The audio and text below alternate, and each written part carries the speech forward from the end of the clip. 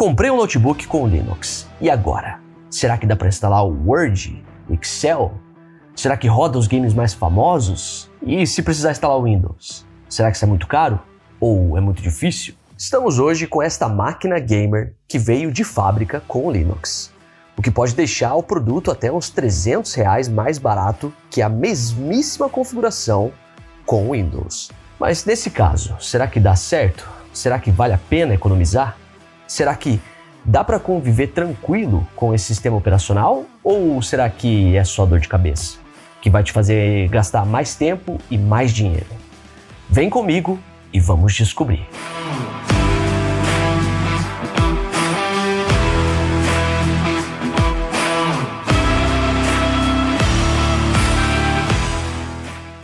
Antes de mais nada, eu preciso te explicar brevemente o que é esse tal do Linux, porque o nosso público aqui é muito variado. Entre os nossos seguidores aqui, a gente tem especialistas de plantão, provavelmente vão estar se expressando já aí nos comentários, então que são pessoas que já dominam o assunto, e temos também entre os nossos seguidores, consumidores que não entendem muito de tecnologia. Afinal, ninguém nasce sabendo, né, Guto? Então, se você já conhece o Linux e está com pressa, já pode pular direto para um destes tópicos que estão aparecendo aí na tela. Lembrando, tem os links aqui na descrição. Mas se você quer aprender sobre o assunto desde o comecinho, continue comigo. Então vamos lá, eu vou te explicar direitinho. O Linux é um sistema operacional. É como se fosse a consciência ou a mente do notebook. É algo abstrato, que não dá para pegar na mão, mas coordena tudo que é feito na máquina. Quando você clica 2 vezes em um ícone, é o sistema operacional que pensa, opa, processador, precisamos abrir esse programa. Memória RAM, reserva um espaço aí, porque a gente vai precisar guardar umas coisinhas rapidamente. Placa de vídeo e tela, exibam estas informações para o usuário. Então o sistema operacional é como se fosse o maestro de uma orquestra, o técnico de um time de futebol, o gerente de uma empresa. E seguindo essa analogia do gerente de empresa, o Windows é aquele gerente que ganha bem. Tem CLT, todos conhecem e confiam no seu trabalho. Já o Linux é como se trabalhasse em uma ONG, por amor mesmo, ou por ideologia, sem pedir muito em troca. É o que chamamos de software livre. O Linux foi criado por um cara chamado Linus Torvalds, em 1991, apenas por diversão. E depois ele foi licenciado para que qualquer pessoa ou empresa pudesse modificá-lo e, inclusive, comercializá-lo livremente. Claro, seguindo algumas regrinhas. Sabe o Android, que roda a maioria dos smartphones pelo mundo? Ele é todo feito em Linux. Sabe o que faz a sua Smart TV funcionar? Linux também. Até mesmo alguns recursos disponíveis em carros autônomos são baseados em Linux. E aí o cara poderia dizer assim agora, pô, interessante, Marco, mas eu queria saber mesmo de Linux de notebook. Dá para encarar? E a resposta aqui é o famoso depende. A maioria absoluta das pessoas detesta aprender coisas novas ou viver com algumas limitações. Tem gente, por exemplo, que não abre mão do pacote Microsoft Office. Realmente, se não tiver Word e Excel instalados, nada feito. Documentos e planilhas online? Sem chance. Então, se você é esse tipo de pessoa, e eu até te entendo perfeitamente, o Linux não vai te servir. Nesse caso, o que precisa ser feito é, assim que o notebook chegar na sua casa, chamar um técnico e instalar o Windows. Parece simples, né? Só que o Windows original tá caro, bem caro. Tá custando uns R$1.000 atualmente. Então aquela economia de R$200 ou R$300 na hora da compra do notebook com o Linux, para você que é esse tipo de pessoa que a gente citou aqui agora, não vai ser um bom negócio. E tem ainda a parte de que o técnico também vai te cobrar uns 100zão aí para a instalação do Windows. A Microsoft até faz uma vista grossa aí com usuários domésticos que utilizam o Windows sem ativar, ou seja, sem pagar nada. Mas ainda assim é considerado ilegal e tem o seu risco, principalmente para computadores de empresas. Agora, se você é um entusiasta e gosta de aprender coisas novas, gosta de economizar ao máximo e tem curiosidade para saber como que funciona um sistema gratuito em um notebook moderno, vamos para os próximos capítulos para explorar o Linux mais de perto. E vamos começar pelas distros, ou distribuições do Linux. Primeiro de tudo, todo Linux é igual? E a resposta é não. Nesse vídeo aqui vamos falar sobre o Ubuntu, que costuma vir instalado em notebooks como este Lock Essential da categoria Gamer. Mas existem várias outras distros ou distribuições do Linux, como a Mint, a Debian, a Fedora, a Pop! OS. Enfim, existe uma infinita variedade e algumas distros são focadas na simplicidade. Outras são voltadas mais para hackers, bem mais complexas. Então, tem para todos os gostos. Em nossos grupos, no WhatsApp e no Telegram, a gente divulga todos os dias excelentes oportunidades de compra de notebooks com Windows e com Linux. Para fazer parte dos grupos é free, não precisa pagar absolutamente nada. Tudo que você tem que fazer é clicar nos links de convite que vão estar no primeiro comentário do vídeo fixado ou na descrição. Faça parte do clubinho e não perca nenhuma promoção. Agora vamos falar sobre o que funciona e o que não funciona. O Linux Ubuntu, testado nesse vídeo, tem essa carinha aí, ó. Visual bacana, né? A interface é bem limpa e moderna, mas e no uso do dia a dia? Para navegar pela internet, o Firefox já vem instalado, mas dá para você usar também o Google Chrome e até mesmo o Microsoft Edge, entre outros navegadores. Precisou editar um documento ou uma planilha? Não dá. Não, mentira, dá sim. Só que não tem como você utilizar o Microsoft Office, né? Mas você pode baixar e instalar o LibreOffice. E aí vai mudar um pouco a interface e a forma de usar os programas, né? O que era Word vira Writer. E o que era Excel vira Calc. No geral, tudo é bem compatível com os arquivos gerados no Windows, com, assim, eventuais quebras de layout em alguns documentos, mas dá para sobreviver. Pode ser uma ferramenta bem útil. Agora, precisou instalar um aplicativo de banco? Precisou instalar uma impressora? Um certificado digital? Precisou usar CorelDRAW ou Photoshop? Jogar um Fortnite?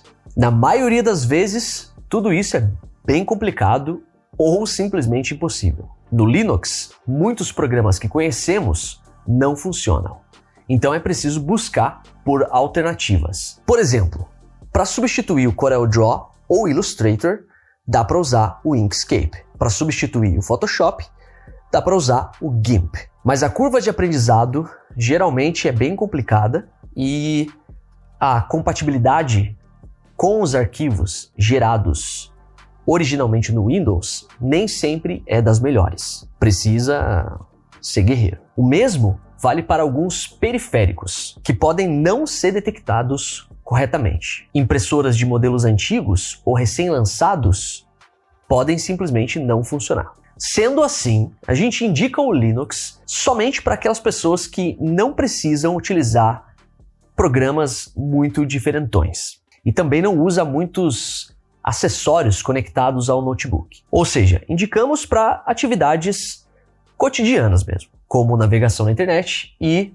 edição de documentos ou planilhas. Basicamente é isso, né, Guto? Mas e para os programadores? Eu conheci alguns caras bons que nem utilizavam interface bonitinha. Era tudo em linhas de código mesmo.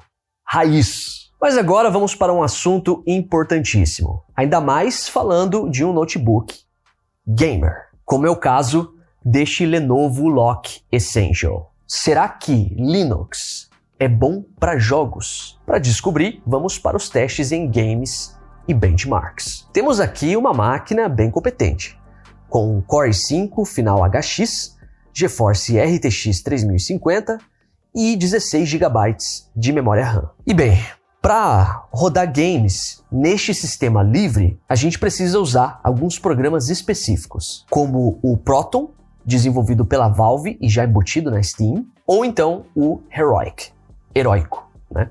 Às vezes já tem esse nome porque salva muito, né, Guto? E este é para jogos na Epic Games ou então GOG. Mas nem tudo são flores. Jogos competitivos online como Warzone 2.0 ou Fortnite simplesmente não rodam por conta dos sistemas anti-cheat, que é basicamente anti-trapaça, é que os games são desenvolvidos com foco total em Windows. E no Linux, este ambiente é apenas simulado ou emulado. Aí, estes sistemas anti-trapaças ou anti-cheat acabam considerando nada confiável. Mas calma, não pule a tela ainda para me bater se você é um amante de Linux. Calma. Porque é claro que os gamers mais antenados sabem que existe uma distro chamada de SteamOS, inicialmente desenvolvida pela Valve para os computadores portáteis Steam Deck, mas que dá para instalar em notebooks. Nesta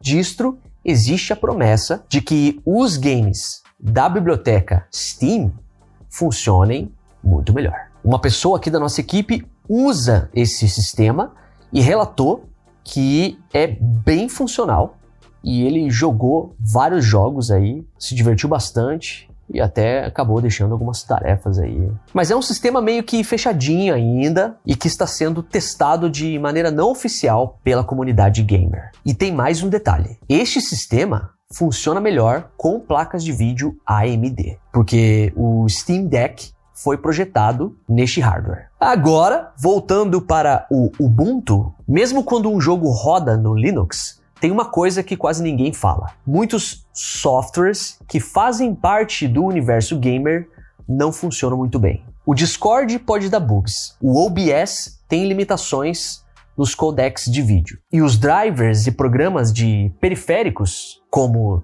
teclados e mouses gamer, muitas vezes nem tem versão para esse tipo de sistema. O RGB, que é de uma importância gamer surreal, pode ficar difícil de configurar. A sensibilidade DPI do mouse pode ser prejudicada. Mas tá, e na questão de desempenho? Nos games que rodam no Linux, mesmo com todas as limitações, fica melhor ou pior no Windows? Vamos descobrir agora. No nosso review, utilizando o Windows, o Lenovo Lock Essential se saiu muito bem em games como o GTA V, Counter-Strike 2 e até mesmo o pesadinho Control, que rodou a 45 quadros por segundo, na resolução Full HD e com a qualidade gráfica no alto. E no Ubuntu, utilizando a mesma resolução e as mesmas configurações gráficas, além de atualizar os drivers da placa de vídeo e manter o notebook na tomada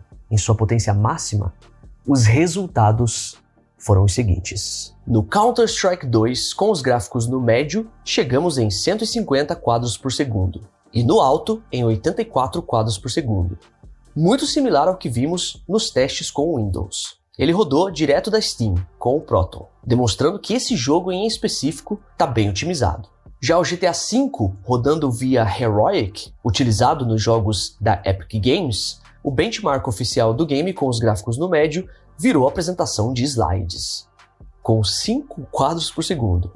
Se baixar bastante a qualidade gráfica, dá para brincar um pouco, mas o jogo fica bem feio. No pesadíssimo Control, também rodando via Heroic, sabe o que aconteceu? Não aconteceu. Rodou em uns 3 quadros por segundo, que é impraticável, né, Guto? E basicamente, a gente só conseguiu testar estes games antes da frustração tomar conta e desistirmos da ideia. Pelo visto, Linux não serve para jogatina mesmo. E nos benchmarks, será que a gente teve uma diferença considerável? No Heaven Benchmark, obtivemos uma média de apenas 11,6 quadros por segundo, contra 136,9 no Windows. Ou seja, nem chegou a 10% do desempenho. Que tristeza. Em compensação, na renderização 3D do Blender, no Ubuntu conseguimos um tempo de 4 minutos e 9 segundos, enquanto no Windows foi de 4 minutos e 39 segundos, um pouco mais demorado. Ponto para o Linux no Blender. Então, vemos que falta muita otimização em alguns games e softwares. Counter-Strike via Steam é muito bom, e usar o Blender 3D, que também é um software livre, é excelente. Mas nem todas as desenvolvedoras olham com carinho para o Linux. E muita coisa fica com o desempenho sofrível. Um fato importante e que precisamos citar é que, enquanto estávamos instalando os aplicativos para os testes e tudo mais, de repente, o boot do sistema começou a demorar muito. Tava levando cerca de 1 minuto para ligar, sendo que o normal é próximo de 20 segundos. O ChatGPT deu até umas ideias aí pra gente usar umas linhas de comando para melhorar a inicialização. E funcionou. Era alguma coisa envolvendo a conexão com o Wi-Fi que estava demorando. Aí, no dia seguinte, o Wi-Fi, o touchpad e os atalhos FN deixaram de funcionar. O FN é a tecla function, né? Que você usa para aumentar o volume, aumentar o brilho, diminuir o brilho da tela. Parou de funcionar. E aí, depois de muita pesquisa, a nossa equipe descobriu que era necessário atualizar a BIOS do notebook para esse erro parar de acontecer. E atualizar a BIOS foi bem complicado. A gente precisou instalar o Windows novamente na máquina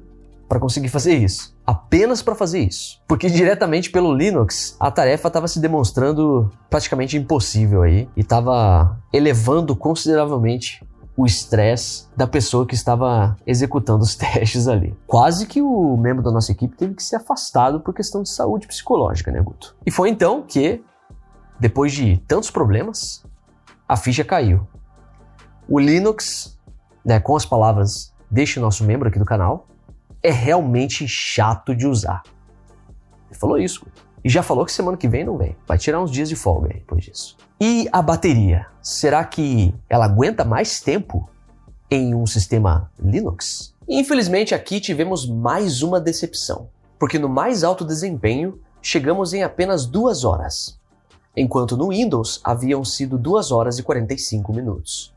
Já no modo econômico, com o brilho em 30% e rodando um vídeo do YouTube, foram 3 horas. Mas no Windows, deu para chegar em 4 horas e 22 minutos. Agora a conclusão.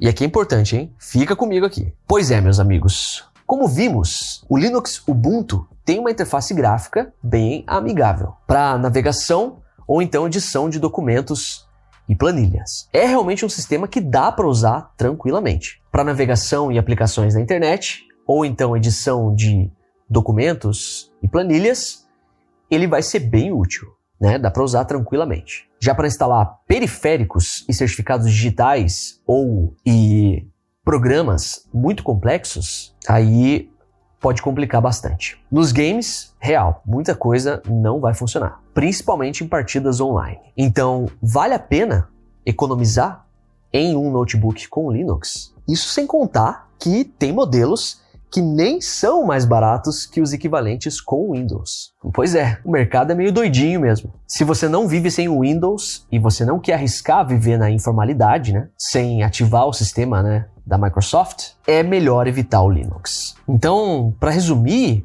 se você precisa de praticidade e compatibilidade, o Windows ainda é o mais indicado. Se quiser aprender, economizar e explorar, o Linux pode ser surpreendente. Se você curtiu o vídeo e acha que a gente merece, deixa seu like aqui, deixa seu gostei para fortalecer o nosso trabalho. Isso vale muito e custa menos de 1 segundo do seu dia. Se você ainda não é inscrito no canal por alguma razão do universo, aproveite o momento e se inscreva. Seja muitíssimo bem-vindo. Ative o sino também, porque assim o YouTube te conta quando a gente postar novidades aqui para você. Lembrando que a seção de comentários está aberta para você se expressar, complementar e até reclamar de algo que a gente falou aqui no vídeo. A gente sempre tenta responder todo mundo em até um dia útil. Eu e o Lenovo Lock com Ubuntu vamos ficando por aqui, mas eu volto para o próximo episódio. Aquele abração,